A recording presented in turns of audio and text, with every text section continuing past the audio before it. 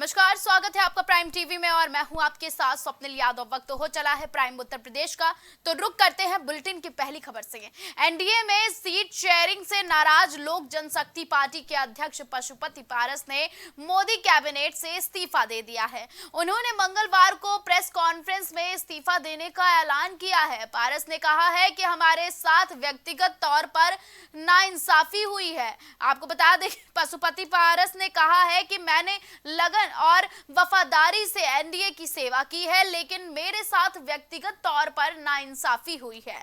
आज भी मैं पीएम मोदी का शुक्रगुजार हूं। बता दें कि बिहार में सीटों का बंटवारा हो चुका है और बिहार में एनडीए के घटक दलों के बीच सीट बंटवारे का सोमवार को ऐलान हो गया है। बीजेपी 17 लोकसभा सीट और जेडीयू 16 सीटों पर चुनाव लड़ेगी। उपेंद्र कुशवाहा की पार्टी राष्ट्रीय लोक मोर्चा 1 सीट और जीतन राम मांझी की पार्टी हम 1 सीट पर चुनाव लड़ेगी। चिराग पासवान की एलजेपी यानी कि रामविलास को 5 सीटें दी गई हैं, लेकिन उनके चाचा और पूर्व केंद्रीय मंत्री पशुपति पारस को एक भी सीट नहीं मिली है, जिसके बाद नाराज पशुपति पारस ने इस्तीफा दे दिया है। एनडीए गठबंधन के द्वारा बिहार में 40 लोकसभा सीटों के लिए इस दल को कितना सीट मिलेगा, इसकी घोषणा हो गई। मैंने आज से 5-6 दिन पहले प्रेस वार्ता में मैंने कहा था कि हम तब तक ये जांच करेंगे जब तक एनडीए का विधिवत घोषणा नहीं होता। लेकिन हमारी पार्टी के साथ और व्यक्तिगत रूप से हमारे साथ नाइंसाफी हुई, इसलिए मैं भारत सरकार के कैबिनेट मंत्री से मैं त्यागपत्र देता हूं। तो इसी खबर पर ज्यादा जानकारी के लिए हमारे साथ अभिनव जुड़ चुके हैं। अभिनव, पारस ने इस्तीफा दे दिया है, इस्तीफे के पीछे की वजह क्या है कि पशुपति पारस ने इस्तीफा दिया है? जी बिल्कुल, देखिए लोक जनशक्ति पार्टी के जो अध्यक्ष पशुपति पारस हैं, उन्होंने जो है मोदी कैबिनेट से इस्तीफा दे दिया है। ये केंद्रीय मंत्री थे और आज मंगलवार को प्रेस कॉन्फ्रेंस में इस्तीफा देने का ऐलान कर दिया। उन्होंने कहा कि मैं अपना इस्तीफा भेज चुका हूं। आपको बताऊं, ये पूरा जो मामला है वो लोकसभा चुनाव में सीट शेयरिंग से लेके जुड़ा हुआ है और जो पशुपति पारस हैं वो सीट शेयरिंग को नाराज थे। उनका कहना था कि उनके साथ जो है वो विश्वासघात हुआ है और उनको पार्टी से उम्मीद नहीं थी। अब बहरहाल देखने वाली बात ये होगी कि वो आने वाले समय में इंडिया गठबंधन का किस प्रकार से रुख करते हैं। और उनका कहना था, मैंने लगन और वफादारी से एनडीए की सेवा की, लेकिन मेरे साथ व्यक्तिगत तौर पे जो है वो नाइंसाफी हुई है और मैं पीएम मोदी का लेकिन आज भी शुक्रगुजार हूँ। जी अभिनव, अगर बात की जाए तो एनडीए गठबंधन को कितना नुकसान होगा पशुपति पारस के इस्तीफे के बाद से? जी बिल्कुल, देखिए पशुपति पारस जो है अब देखने वाली बात है आगे क्या करते हैं, क्योंकि वो इंडिया गठबंधन में ही शामिल हो सकते हैं। बिहार में एनडीए के घटक दलों के बीच जो सीट बंटवारा सोमवार को ऐलान हुआ है बीते दिन ही, उसके बाद से जो ये पशुपति पारस हैं वो नाराज चल रहे थे और ऐसी खबरें थी कि वो अलग हो जाएंगे, क्योंकि बीजेपी जो है वो 17 सीटों पे चुनाव लड़ेगी, जेडीयू 16 सीटों पे, उपेंद्र कुशवाहा की पार्टी को 1 सीट, जीतन राम मांझी की पार्टी को भी 1 सीट। तो इसी तरह जो पशुपति पारस हैं उनका कहना था कि वो इस फिलहाल जो भी लोकसभा सीटों का बंटवारा हुआ था इससे वो संतुष्ट नहीं थे। अब देखने वाली बात यह है कि आने वाले समय में वो किस प्रकार का रुख करते हैं, क्योंकि बिहार की सियासत में ये बहुत बड़े एक फेरबदल के रूप में देखा जा रहा है और बिहार की सियासत में आए दिन नित नए प्रयोग परिवर्तन हुआ करते हैं और उसमें भी एक परिवर्तन अभी शामिल हो गया है। जी ज्यादा जानकारी हमारे दर्शकों तक पहुंचाने के लिए अभिनव बहुत बहुत धन्यवाद।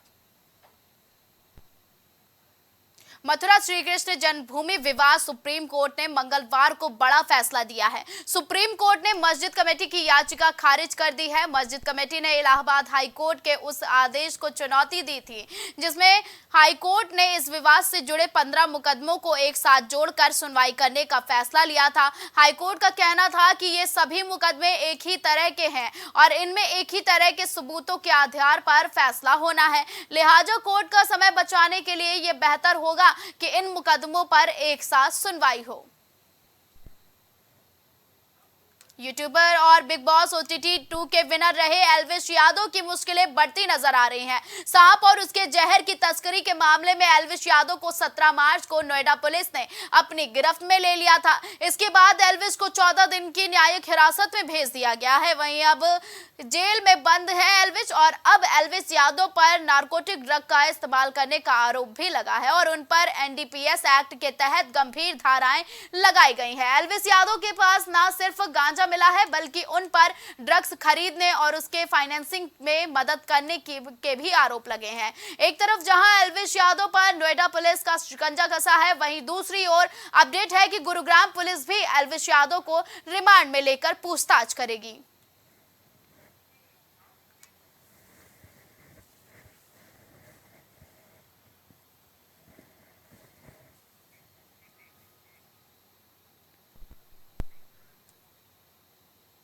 आईएमसी के मौलाना तौकीर रजा 19 तारीख यानी कि आज उन्हें कोर्ट में पेश होना था। बताया जा रहा था कि मौलाना तौकीर रजा लगातार अपने ठिकाने बदल रहे हैं। ऐसे में पुलिस की कई टीमें उत्तर प्रदेश की नहीं देश के तमाम राज्यों में खोजबीन कर रही हैं, लेकिन मौलाना की अभी तक कोई भी लोकेशन बरेली पुलिस नहीं निकाल पाई है। साथ ही पुलिस पर भी सवाल खड़े होने लग गए हैं।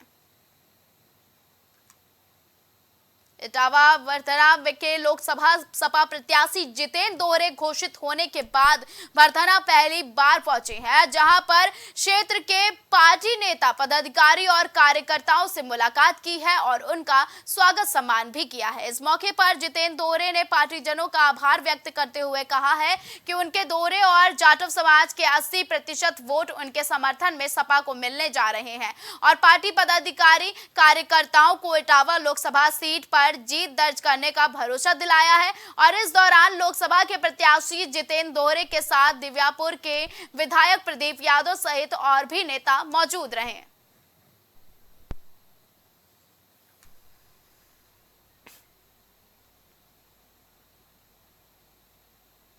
हमेशा विकास करता रहा।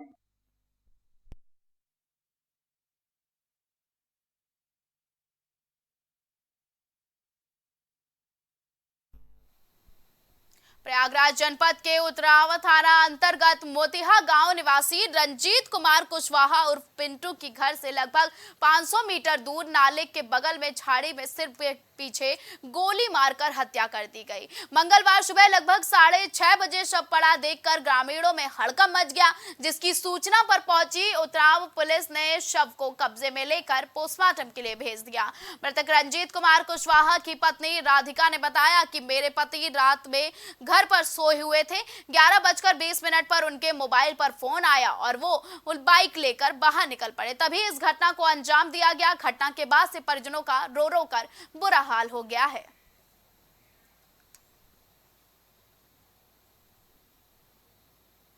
एक हत्या की सूचना प्राप्त हुई। मृतक का नाम रंजीत कुमार मौर्य पुत्र स्वर्गीय हरिलाल मौर्य, जिनकी उम्र लगभग 29 वर्ष है। सूचना प्राप्त होने पर थाना प्रभारी उतराव, एसीपी हंडिया और मेरे द्वारा घटनास्थल का निरीक्षण किया गया। मौके पर फील्ड यूनिट, डॉग स्क्वाड, स्वॉट और सर्विलांस की टीम उपस्थित हैं। इस घटना के संबंध में 4 संदिग्ध व्यक्तियों को हिरासत में लेकर पूछताछ की जा रही है। शव को पोस्टमार्टम के लिए रवाना कर दिया गया है और परिवार से तहरीर प्राप्त कर अग्रिम विधिक कार्रवाई की जा रही है। क्यों कुछ रंजिश थी, कुछ कारोबार का व्यवसाय साथ में? क्या किस चीज़ के कारोबार में? ये वेड्रा का था और ये जो शादी का जो आता है ब्लॉक में, हाँ, ये सब मुख्यमंत्री सामूहिक टेंडर विवाह। था। हाँ, तो ये सब यही सब था। वो बोला कि अगर आप छोड़ दो नहीं तो हम तुमको मार दें। बागपत में लोकसभा चुनाव की घोषणा के बाद जिला प्रशासन की एक बड़ी सफलता हाथ लगी है। आपको बता दें कि जिला प्रशासन और पुलिस टीम ने चेकिंग के दौरान निवाड़ी चेक पोस्ट से एक गाड़ी से करीब 1.5 करोड़ रुपए बरामद कर लिए हैं। साथ ही गाड़ी में 2 लोग मौजूद थे जिन्हें पुलिस ने गिरफ्तार कर लिया है। फिलहाल पुलिस और इनकम टैक्स के अधिकारी पकड़े गए दोनों आरोपियों से पूछताछ कर रहे हैं। भारत निर्वाचन आयोग की घोषणा 16 मार्च में हुई निर्वाचन की, उसके क्रम में पूरे भारत में और जनपद बागपत में भी आदर्श आचार संहिता के प्रावधान लागू हो गए। इसके क्रम में जो हमारे जगह जगह चेक नाका हैं, हमारी फ्लाइंग स्क्वाड की टीम्स हैं, तो जो हमारा गौरीपुर मोड़ पर जो चेक पोस्ट थी आबकारी की, वहां पे गाड़ियों की चेकिंग में एक वाहन में 1.5 करोड़ रुपए पकड़ा गया। उसका कोई वो एक्सप्लेनेशन नहीं दिखा सके कि इतनी बड़ी कैश राशि वो कहाँ से लेके आ रहे हैं, क्यों लेके आ रहे हैं। आगरा में कोतवाली की सिंधी बाजार कपड़े की मार्केट में भीषण आग लग गई। बताया जा रहा है कि पहले टोरेंट बॉक्स में आग लगी और वहीं आग फैलने से इलाके में अफरा तफरी का माहौल फैल गया। वहीं आपको बता दें कि लोगों ने बताया कि दुकान में करोड़ों रुपए के नुकसान की आशंका जताई जा रही है। सूचना पर पहुंची फायर ब्रिगेड की कई गाड़ियों ने आग पर काबू पाया है। यूपी की खबरों में फिलहाल के लिए बस इतना ही। देश और दुनिया की तमाम बड़ी और अहम खबरों के लिए आप देखते रहें प्राइम टीवी।